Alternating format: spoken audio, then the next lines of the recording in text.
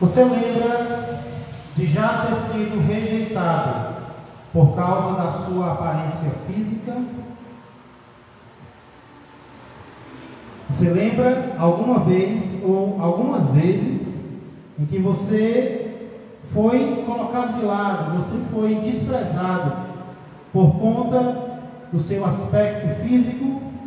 Por exemplo, em uma vaga de emprego, talvez na escolha do time para o racha, ou até em uma oportunidade de namoro, você foi dispensado ou dispensada por causa da sua aparência física. Você lembra alguma vez em que isso aconteceu com você? E o oposto? Será que você já rejeitou alguém por causa da aparência física desse alguém? Será que você já julgou alguém pelo exterior dessa pessoa? Você escolheu alguém, preferiu alguém porque ela tinha uma beleza, e você deixou de escolher alguém para algo porque você não via tanta beleza assim? Nós sabemos que coisas assim não deveriam acontecer, mas infelizmente acontecem. E até as pesquisas dizem isso. Por exemplo, alguns anos atrás, um jornal publicou uma reportagem com o seguinte título.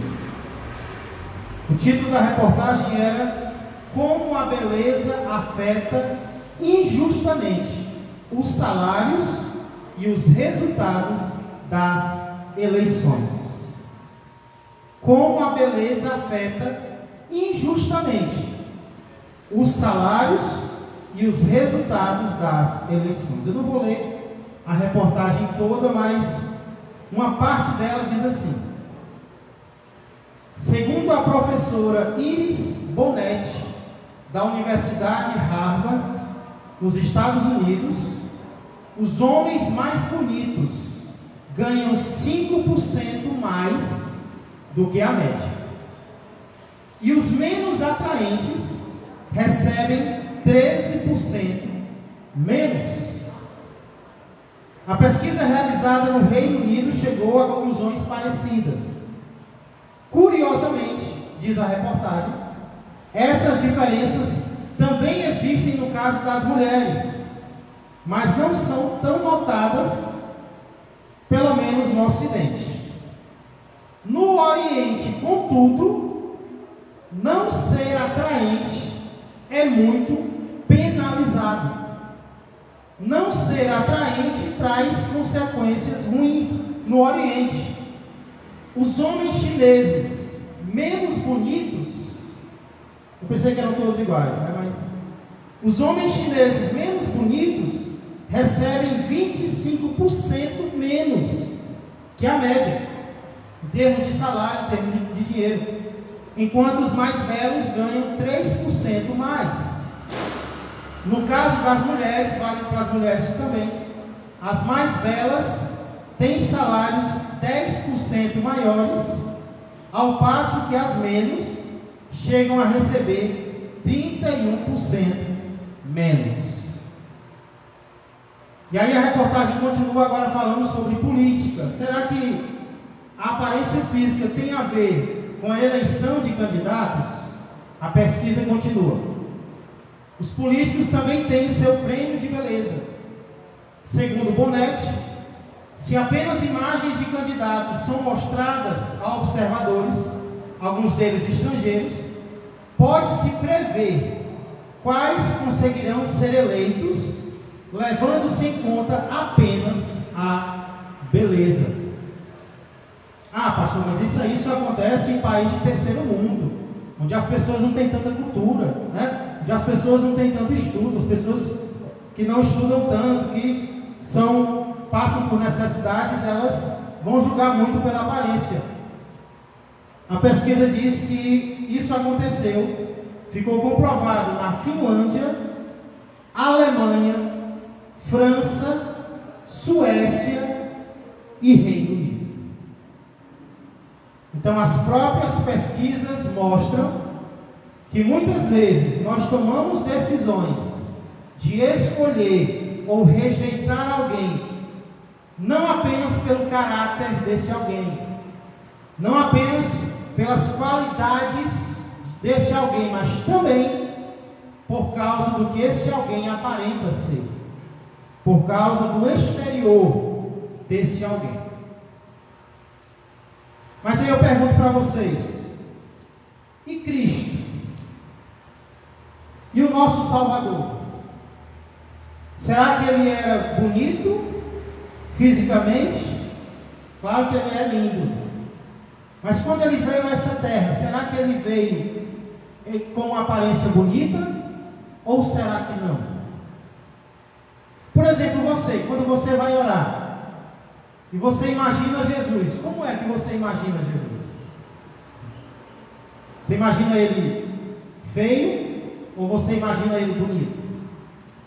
E o que é mais importante? Será que, até que ponto a aparência física de Jesus foi algo que as pessoas da época dele levaram em conta ao escolherem ou ao rejeitá-lo? Será que as pessoas que viveram na época de Jesus olharam para a aparência de Jesus para aceitá-lo ou para rejeitá-lo? Será que sim ou será que não? É sobre questões como essas que nós precisamos meditar hoje, e para isso eu convido você a abrir a palavra de Deus em Isaías, capítulo 53. Livro do profeta Isaías, capítulo 53. Nós vamos ler os versos de 1 a 3, apenas os 3 primeiros versículos.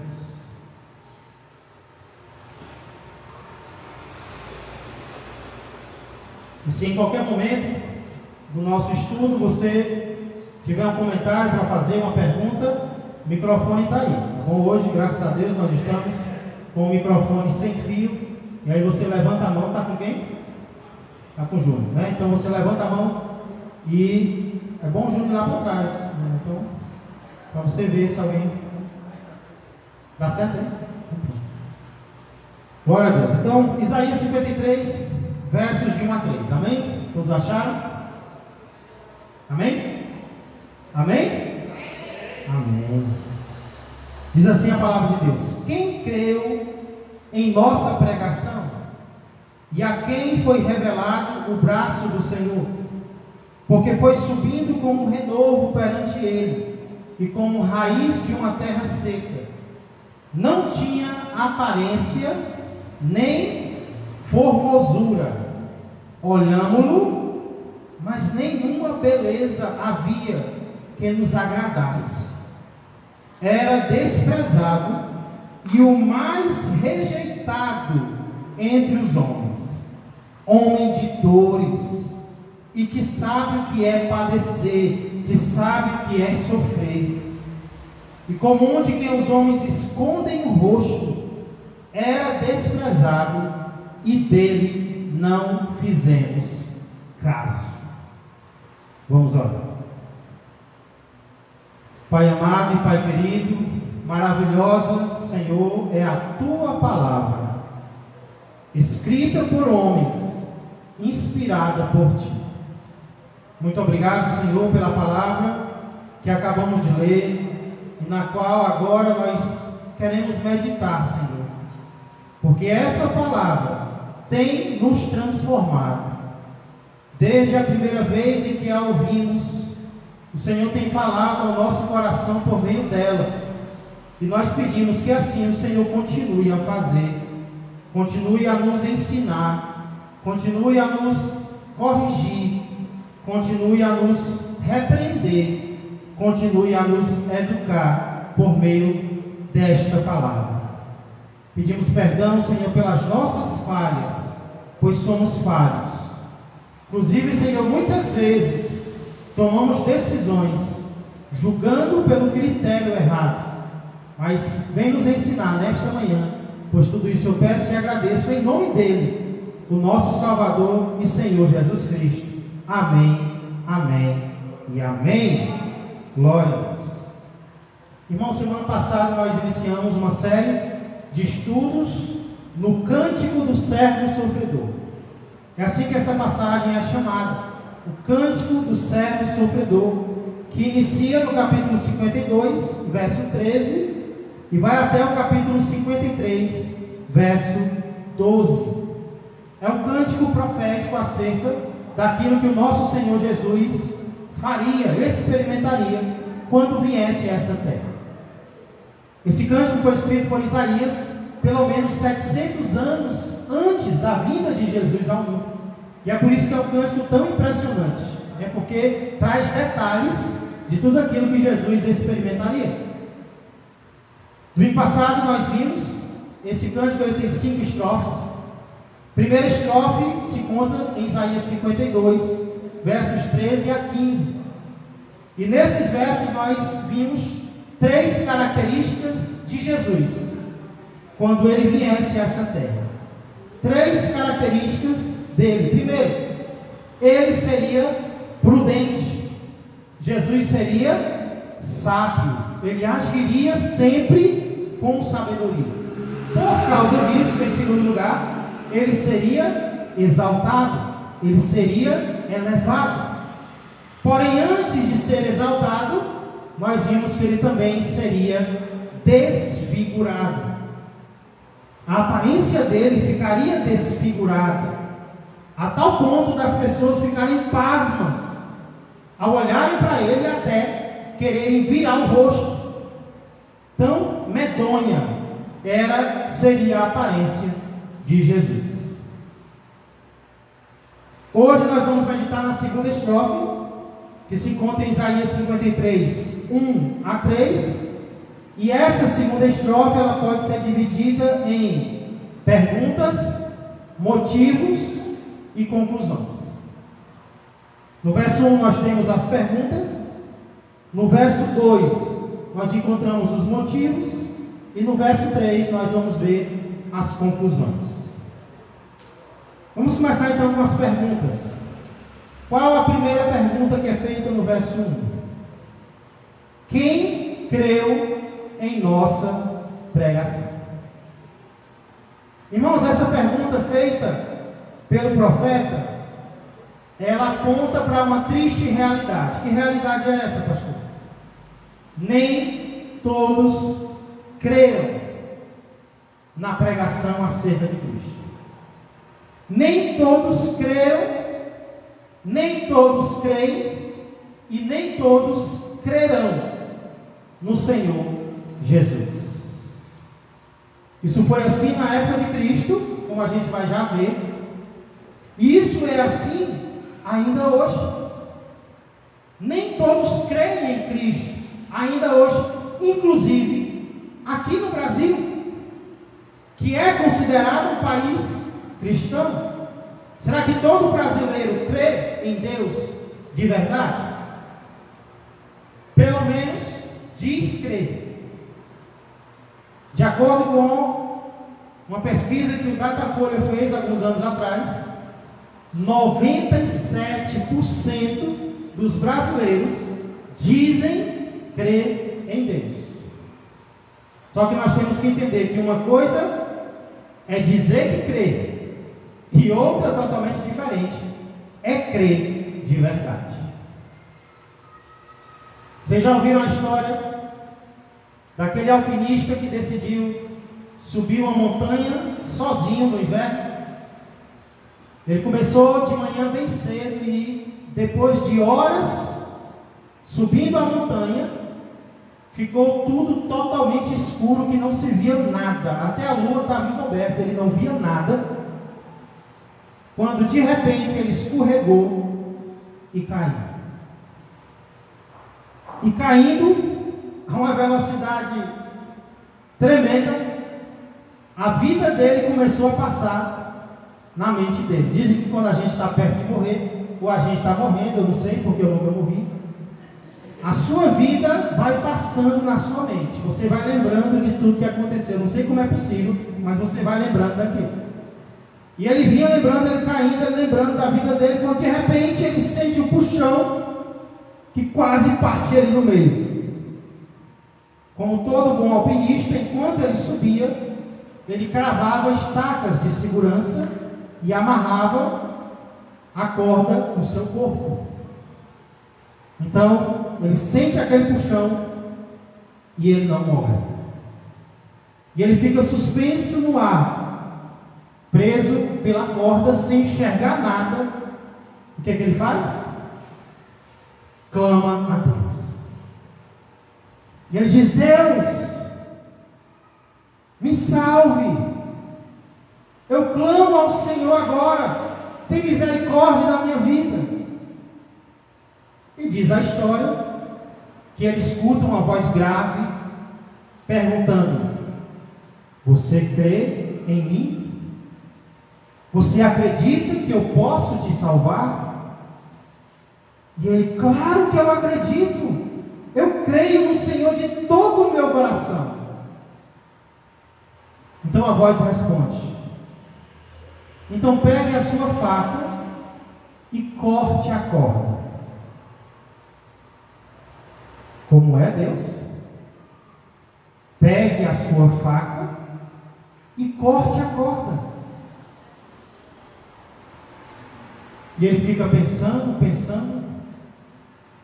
e alguns segundos depois, ao invés de cortar a corda, ele se apega a ela ainda mais com as duas mãos. O dia amanhece, a equipe de resgate chega e encontra um homem preso a uma corda, totalmente congelado e morto. Detalhe: ele se encontrava a apenas 1 metro do chão. Se ele tivesse crido em Deus de verdade, ele teria cortado a corda e teria sido salvo. O problema é que muitas vezes nós dizemos que cremos em Deus com a boca, mas quando Ele nos manda fazer algo, quando Ele nos manda cortar a corda, nós não obedecemos. Nós achamos que não vai dar certo. Nós achamos que Deus está errando. Nós achamos que ao invés de ser bom para nós, aquilo vai ser ruim, e nós não fazemos. Sabe o que nós estamos mostrando? Que cremos só de boca, não cremos de verdade. Então eu creio que essa é a situação de muitos brasileiros. Uma pesquisa é feita e pergunta: quantos anos você tem? Qual o seu grau de instrução? Você crê em Deus? Sim.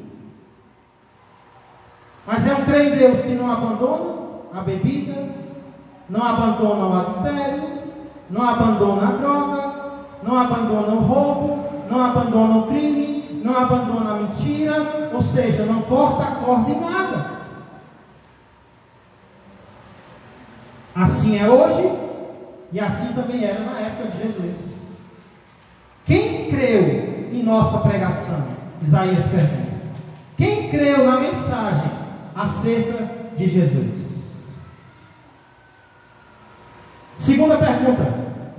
Primeira é quem creu em nossa pregação, e a segunda, e a quem foi revelado o braço do Senhor.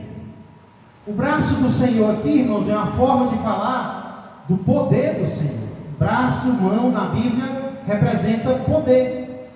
O braço do Senhor é o poder do Senhor. Então aqui é uma forma de falar de Jesus como aquele que manifestaria o poder de Deus. E nós sabemos que quando Jesus passou pela terra, o que foi que ele fez? O que foi que Jesus operou? Ele operou milagres, ele operou maravilhas, ele curou cegos, ele curou aleijados, ele curou leprosos, ele ressuscitou mortos. O que foi que Jesus fez? Ele manifestou o braço do Senhor. Mas o que foi que o próprio povo dele fez? Viu aquilo e disse: olha, o braço de Deus aqui está sendo revelado para nós. Foi? Muitos, talvez a maioria, não viram em Jesus a manifestação do poder de Deus. Isso fica muito claro em textos como João 12, 37 e 38, que é um texto, inclusive, que cita cita Isaías 53:1. O texto diz assim, ó: e embora tivesse feito tantos sinais na sua presença, ou seja, na presença do seu próprio povo, não creram nele. Ontem na leitura do devocional, Apocalipse 9, é assim o seguinte. Que é bom que sai na... Ontem na leitura do meu devocional, Apocalipse 9, 20, 21, diz que depois que os homens buscaram a morte, ela fugiu depois dos 7 selos, das trombetas. O 20 e o 21 diz que os homens ainda não se arrependeram e não creram em Deus, né? Então até Apocalipse isso vai acontecer, né? É verdade. Finalzinho do capítulo 9 diz que nem ainda assim os homens se arrependeram dos seus assassinos, dos seus adultérios, ou seja, dos seus pecados. Tem uma frase que diz assim, irmãos: quem não vem pelo amor, vem pela dor. Depende.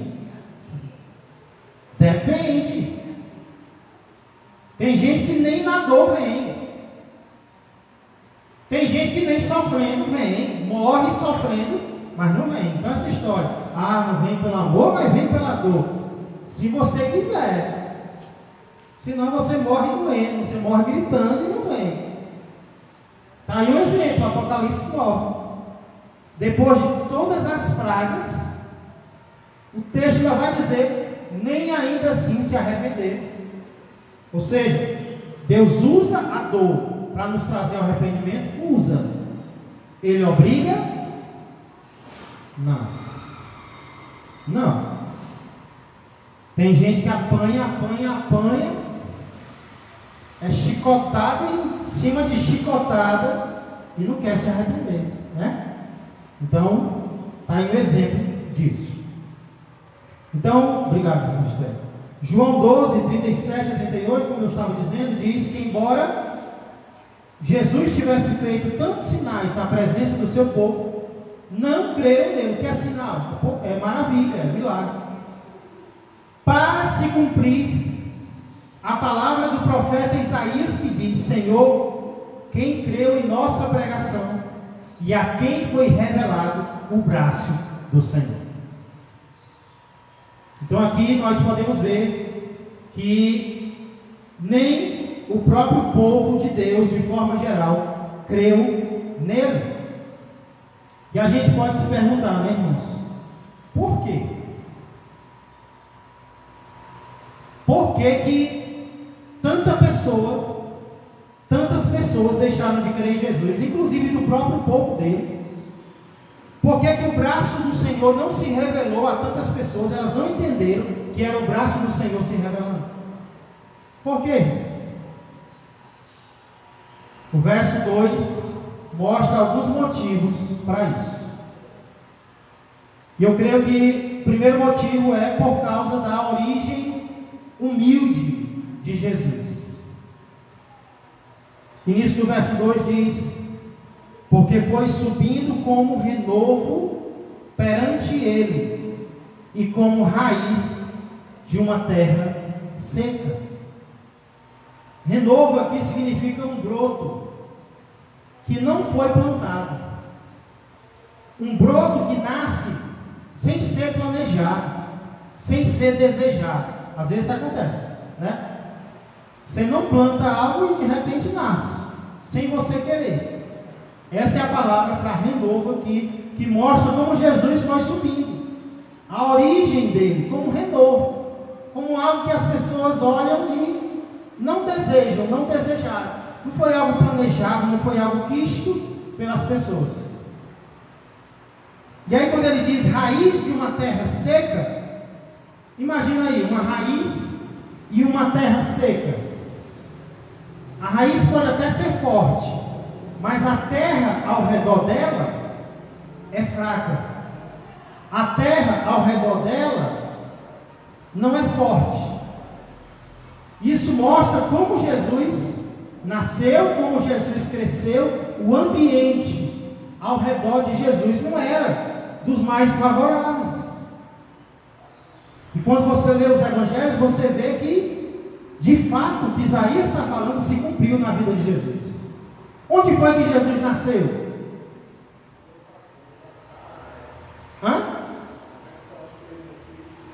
Onde foi que Jesus nasceu? Onde foi que Jesus foi colocado quando ele nasceu? Jesus foi colocado em uma manjedoura. Por quê? Porque ele nasceu em uma estrebaria. E em qual local Jesus nasceu? Apesar de ter nascido em Belém, Jesus cresceu em Nazaré. Por isso que ele é chamado o Nazareno. Ele não nasceu em Nazaré, mas ele cresceu em Nazaré. Pastor, e o que era Nazaré na época de Jesus? Nada. Nazaré era nada de onde nada saía. A fama de Nazaré era a pior possível. Se ele dissesse que era nazareno, vixi. É pior que dizer hoje que entre Pajussarense e Bandeirante tem essa disputa, né? Aí você vai dizer para o Pajussarense que você é do Bandeirante. Naquela época era pior do que isso. Era algo totalmente fora da importância ser um nazareno. Sem falar que os pais de Jesus não eram ricos, não tinham posses. O pai adotivo de Jesus era o quê? Carpinteiro.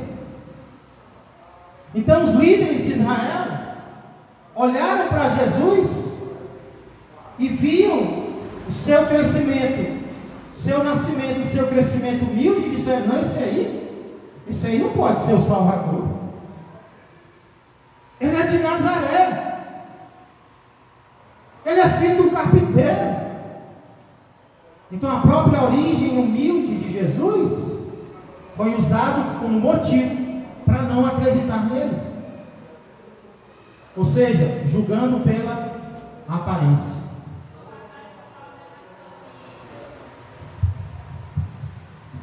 Tem uma passagem que vai falar quando fala que não pode sair alguma coisa boa de Nazaré, né? A respeito de Jesus. Exatamente. Bem lembrado, irmão Raimundo. Exatamente. Natanael, quando alguém vai evangelizá-lo, e aí ele descobre que Jesus era de Nazaré, ele pergunta: mas de Nazaré pode sair alguma coisa que preste? De Nazaré pode sair alguma coisa boa? Ou seja, julgando Jesus pelo local no qual ele cresceu.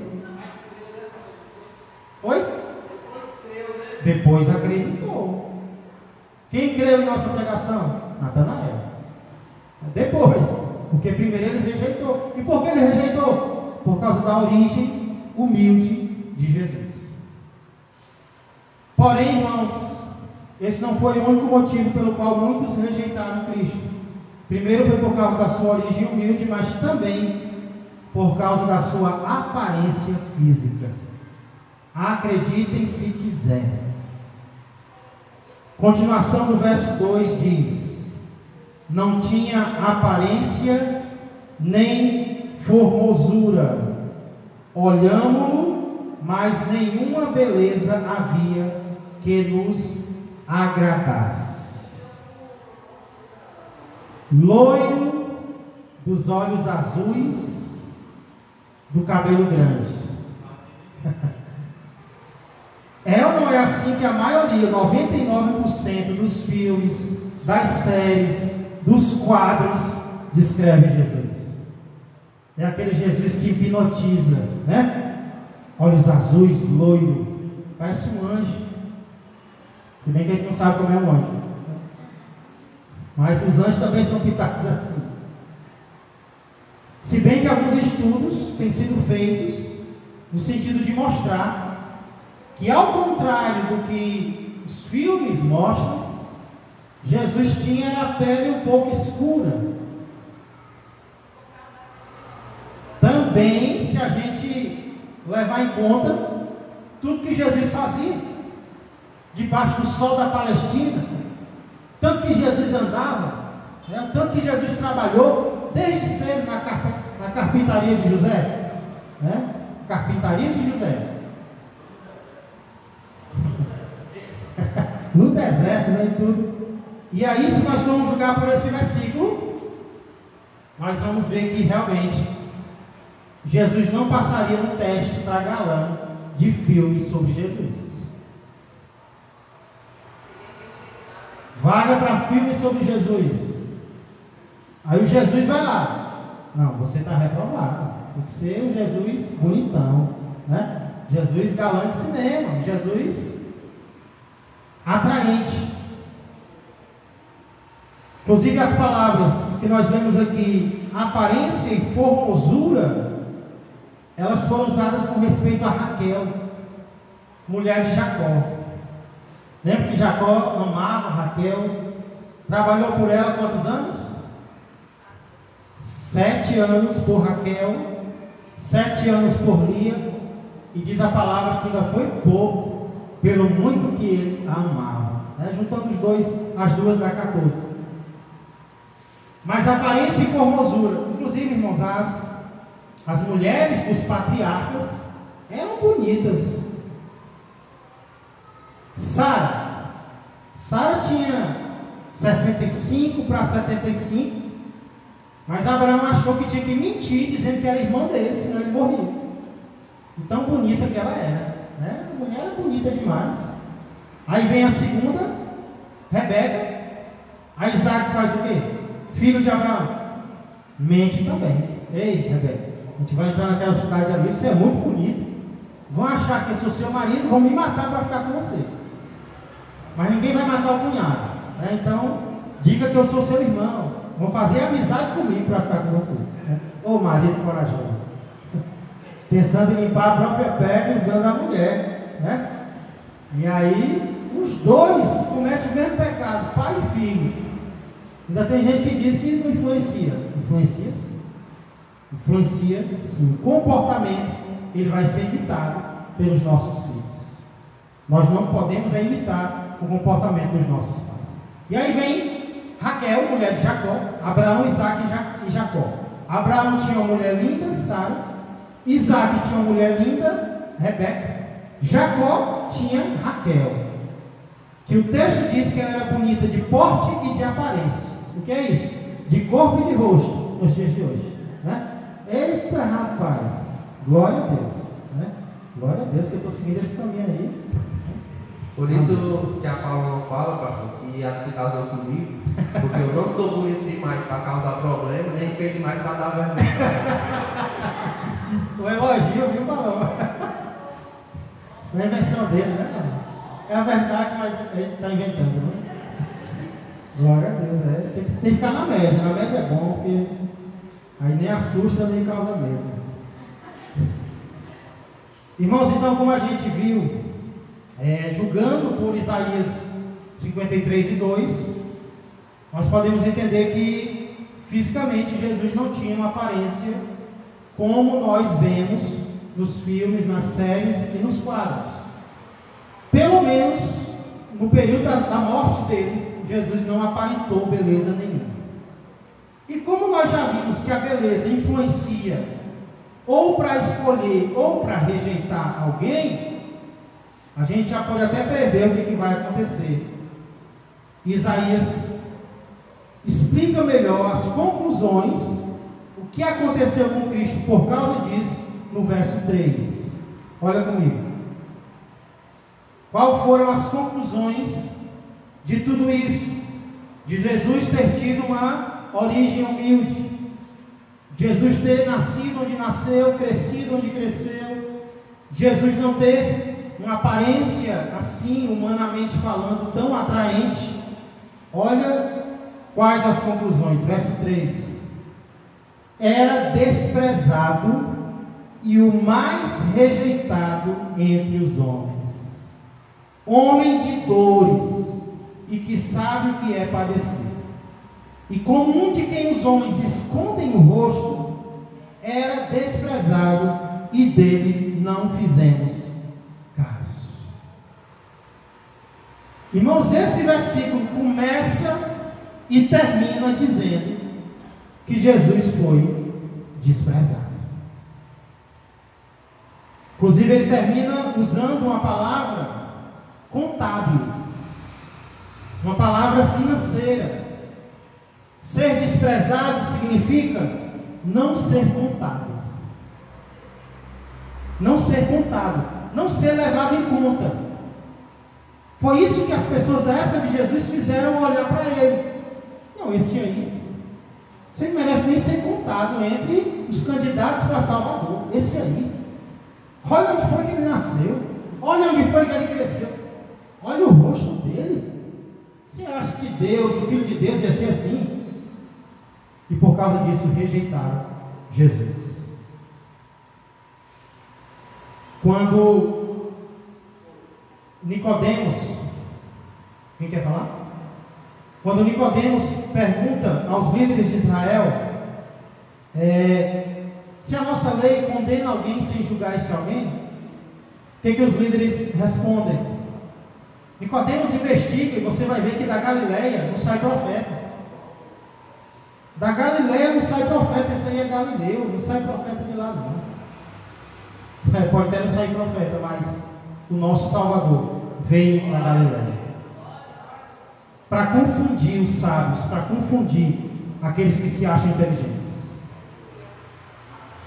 Por causa disso, no meio do versículo diz que ele era homem de dores e que sabe o que é padecer. Ninguém contou para Jesus não.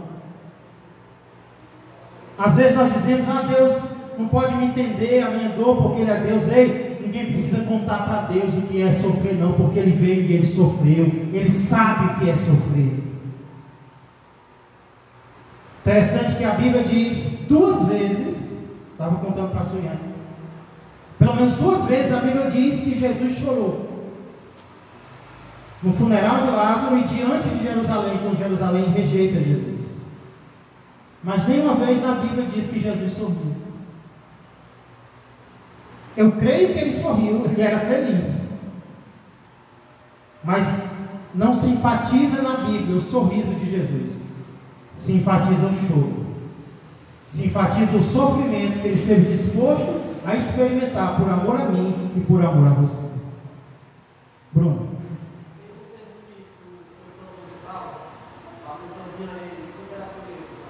Boa pergunta, Bruno. Repete. Ele não seria proposital, mas não via ele pela beleza, mas o que ele era. Ok. A nossa, digamos que alguém não seja bonito, né? Hoje em dia não é proposital, né? Mas eu creio que sim. É uma ótima pergunta. E eu particularmente, estou dizendo que a Bíblia diz isso não, mas eu particularmente acredito que sim. Porque ele poderia ter vindo de qualquer forma, né? E eu creio que ele... Por que ele nasceu de forma humilde? Para que as pessoas viessem a ele pela fé e não pela visão, né? Se ele fosse bonito, seria mais aceito. Seria bem mais aceito. E as pessoas viriam pelo exterior dele, como vieram por causa do pão. E ele disse, Jesus era muito sincero, né? Vocês estão vindo a mim por causa do pão que eu dou. Venham por causa da comida espiritual e não por causa da comida material, né? Então Jesus ele não queria atrair as pessoas pelos motivos errados. Então eu acredito, Bruno. Eu acho que você acredita também, e eu também, que foi algo proposital, para que as pessoas olhassem para ele, talvez se surpreendessem com quem ele é por causa disso, né? Inclusive, irmãos, se nós víssemos Jesus hoje, e se nós víssemos que ele não é o que nós imaginamos ser, será que isso diminuiria a nossa fé? Por exemplo, você está orando lá, imaginando Jesus, né, sentado no trono, cabelo grande, olhos azuis, de repente, Deus te revela um árabe, Deus te revela um negro, cabelo encaracolado. Eita, você para de orar. Ou você continua orando, independente da forma que você está vendo. A gente é muito de julgar pela aparência. Então eu imagino a gente vivendo naquela época, como é que seria, né? Irmãos, no próximo domingo nós vamos já encerrar, nós queremos continuar aprendendo o que a Bíblia tem a nos dizer sobre o nosso Salvador Jesus. Nós vamos meditar, se Deus quiser, na 3ª estrofe. Você já pode ir meditando Isaías 53, versos 4 a 6. Esse é o centro do Cântico do Servo.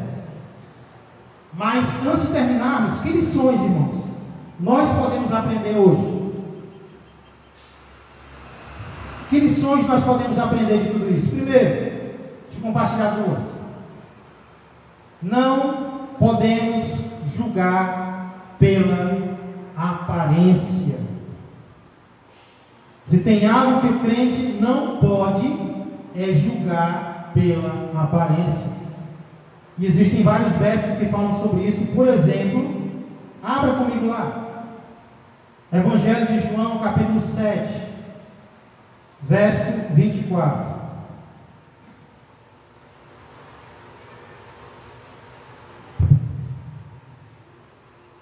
Pastor, eu fiquei pensando aqui também agora, né? Se hoje em dia o pessoal fizesse um filme tentando demonstrar Jesus, né? Nessa aparência, será que ele faria tanto sucesso que nos outros? Ótimo questionamento. Será que teria tanta bilheteria, né?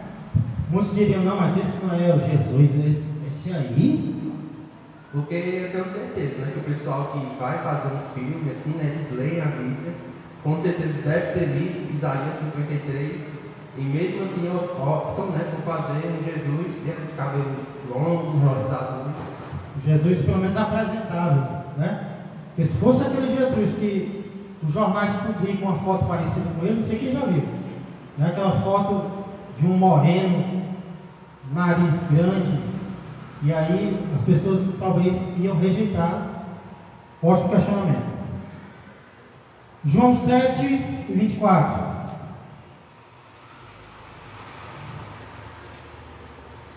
Não julgueis.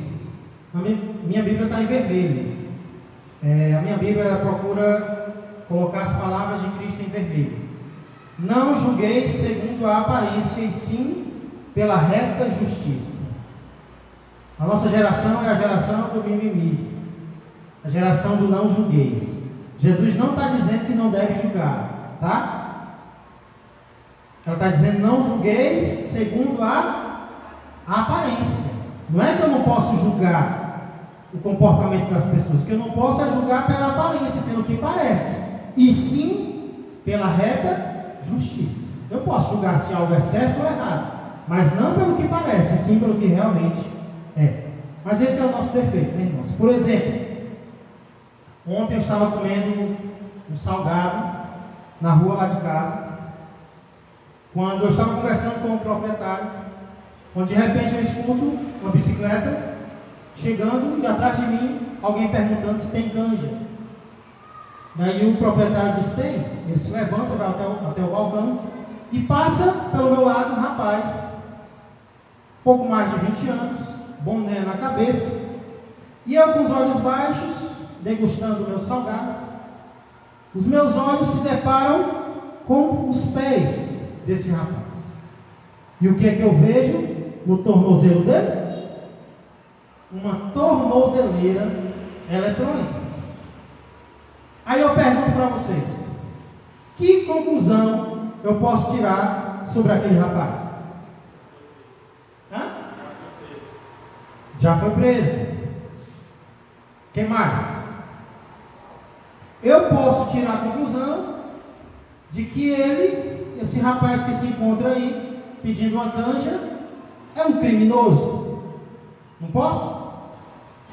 Mas se eu fizesse isso, eu estaria agindo que nem aqueles da época de Jesus, que olharam para ele na cruz e disseram: se ele está na cruz, é porque algo ele fez.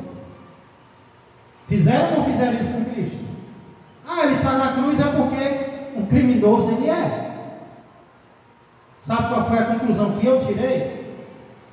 Esse rapaz está usando uma tornozeleira de alguém que cometeu um crime. Porque o que eu não podia concluir sobre esse rapaz? Eu não podia concluir que ele é um criminoso ou que ele não é. Por quê, irmãos? Porque existem casos de alguém que é preso sem ter feito algo, sim ou não? Esse poderia ser o caso dele, sim ou não? Então eu não vou julgar precipitadamente. Ele está usando uma tornozeleira de alguém que comete crime. O que eu não sei é se ele cometeu ou não cometeu. Está vendo, irmãos, como nós somos apressados a julgar as pessoas pela aparência, para o mal e às vezes para o bem também. Por exemplo, algum tempo atrás, sabe como é que os assaltantes de banco estavam indo assaltar o banco? De terno e gravata. Por quê? Porque ninguém vai desconfiar de alguém que esteja com terno e gravata na sua frente, né? Vai desconfiar de alguém que chega com boné, calção caindo, chinela arrastando. Mas alguém de terno e gravata pode entrar, doutor. Pode assaltar meu banco, né? Fica à vontade. O ser humano é assim, irmãos. E se nós fizermos assim, nós estamos entre aqueles que na época de Jesus o rejeitaram por causa da aparência dele. Não vamos fazer isso. Vamos pedir a Deus sabedoria, vamos ter calma. Ei, o que eu estou vendo é uma coisa, mas será que é isso mesmo? Senhor, revela, mostra. Pode ser que não seja. Pode ser que essa pessoa não seja boa como ela está aparentando. Pode ser que essa pessoa não seja má como ela está mostrando. Então, não vamos julgar pela aparência. Segunda conclusão que nós podemos tirar aqui é que nós podemos suportar o desprezo. É bom ser desprezado? É fácil ser desprezado? Irmãos, a gente se irrita até quando alguém passa à nossa frente na fila. Ei, está vendo não que tem gente aqui? Está vendo que eu estou aqui? Eu estou aqui na fila mais de uma hora, esse sujeito vem e quer passar na minha frente. A gente não gosta de ser desprezado nem numa fila de banco. Não é fácil ser desprezado, mas nós podemos suportar. Pastor, como é que eu posso suportar o sofrimento? Tem uma frase no verso 2, para a qual eu não chamei a atenção, mas ela diz: diante dele, porque foi subindo como um renovo perante ele. Essa expressão perante ele pode significar que Jesus estava crescendo na presença do Pai. Ele estava crescendo diante do Pai. Não importava como as pessoas iam olhar para ele, não importava como as pessoas iam julgar, como as pessoas iam desprezá-lo. Para ele, o mais importante era como ele era visto perante Deus, perante o seu Pai, diante do seu Pai. E esse é o segredo para suportar qualquer desprezo. Eu posso ser desprezado por esse, por aquela, pelo meu patrão, mas diante do Pai, eu não sou desprezado. Diante do Pai, você não é desprezado. Deus nos ama e Ele não nos julga pelo que as pessoas veem, Ele nos julga pelo que Ele vê.